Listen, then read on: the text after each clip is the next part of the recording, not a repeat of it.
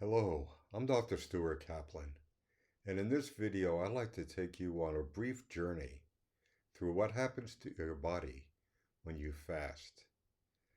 Now, fasting is something I've practiced for more than 60 years, and I've found that understanding what is happening physiologically can make the experience much more meaningful and sometimes a little easier.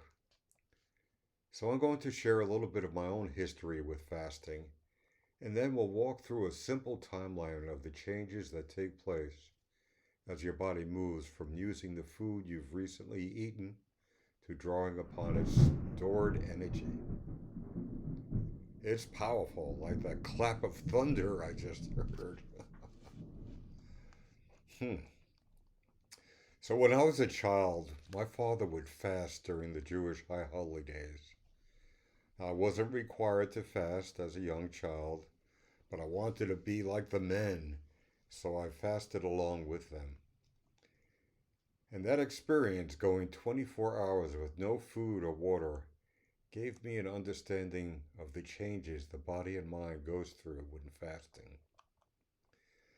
And then when I was 23 years old, I met Paul Bragg, the man who created apple cider vinegar and Bragg amino acids.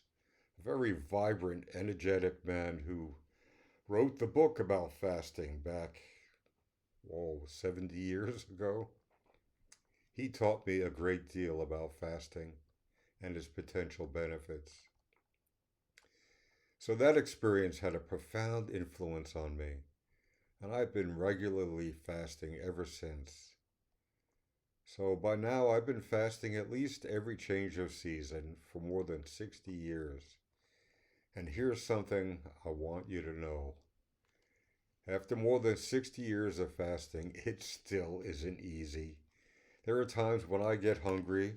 There are times when I'm just thinking about food. And there are times when I have to remind myself why I chose to fast in the first place. I've learned that fasting isn't simply a matter of willpower. One of the things that has helped me over the years is understanding what is actually happening inside my body. When fasting becomes challenging, I can remind myself my body is going through a series of remarkable metabolic changes. And that's why I've created this simple timeline. It isn't meant to tell you that something magical happens at exactly a particular hour. Our bodies don't work according to a precise clock, and everyone's experience is different. Instead, this timeline gives us a general picture of the transition that takes place as we move from using the food we've recently eaten to drawing upon the energy we have stored. And sometimes simply understanding what is happening can make fasting a little easier. So let's take that journey together. For the first few hours after eating, your body is primarily using the glucose and other nutrients that have entered the bloodstream. Insulin rises, and your body is essentially in a state of fed metabolism. And some of that energy is used immediately, while some is stored, particularly as glycogen, in your liver and muscles. So after around 8 to 12 hours, as the nutrients from your last meal are being used up, insulin begins to decline. Your body starts shifting toward using stored energy. The liver begins releasing some of the stored glycogen to help maintain your blood glucose.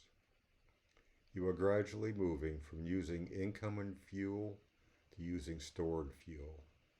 And you're even losing some weight.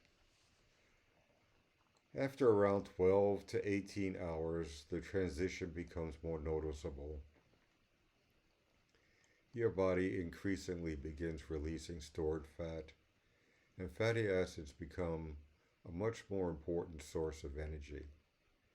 The liver also begins producing increased amounts of ketones, which can provide an alternative fuel for the brain. Your brain loves ketones. And this is one of the remarkable things about fasting. Your body isn't simply running out of energy, it is changing fuels. And if you begin feeling hungry during this period, remember that hunger often comes in waves. Sometimes simply recognize what is happening physiologically can help us move through that moment with greater awareness. So, after about 18 to 24 hours, fat burning and ketone production continues to increase. Your body is becoming more dependent upon its stored energy. But remember, there is no precise clock. These changes happen gradually, and the timing varies from person to person. And around 24 to 48 hours as fasting continues, ketone production can become considerably more pronounced. The body is now relying much more heavily on fat and ketones for energy. And this is also where we begin a process called autophagy, an amazing ability the body has for cellular recycling. It's actually cleaning up cells that are no longer optimal and restoring, making new cells. Fasting and nutrient deprivation will stimulate pathways associated with autophagy. And I want to emphasize something important. There is not a scientifically established human timeline that says autophagy begins at exactly 24 hours. Human physiology is much more complicated than that. We're all unique. So after 48 hours with prolonged fasting, these metabolic changes become even more pronounced. But longer fasting is not necessarily better. The longer a person fasts, the more important individual circumstances become, including what medications are you taking? What are your medical conditions? Your hydration, electrolytes, age, your nutritional status. So prolonged fasting deserves considerably more caution than a single overnight fast. Now, I have personally fasted for as long as 10 days, and I've experienced firsthand the profound changes that can occur during a prolonged fast.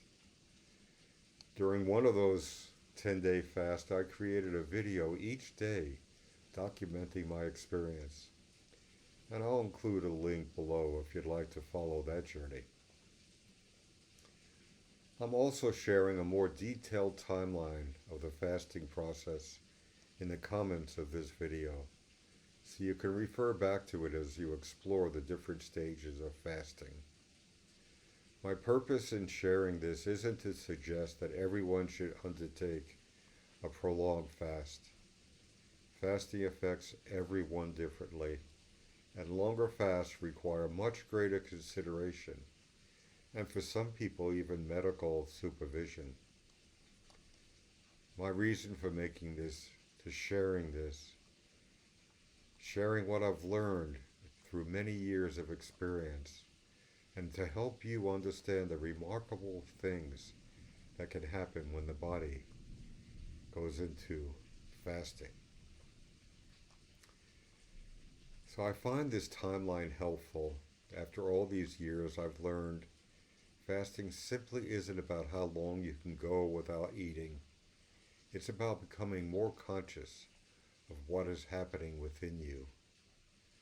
When fasting becomes difficult, you can look at this timeline and remind yourself, my body is doing something different right now. I'm not necessarily running out of energy. My body is changing fuels. I'm using stored energy. I'm adapting. And that awareness can transform the experience from simply, I'm hungry, into, I'm observing what my body is doing. That to me is an important part of conscious fasting. Now, yes, as I said, I've been doing this for more than 60 years, and I can honestly tell you that it still isn't easy. But understanding the process helps. And perhaps that is what I hope this timeline will do for you. Not tell you how long you should fast, but help you understand what is happening when you do. The goal isn't simply to see how long you can go without eating. The goal is to become more aware of your body, more aware of your habits, your hunger, and your relationship with food. And perhaps most importantly, to learn how to work with your body rather than constantly working against it.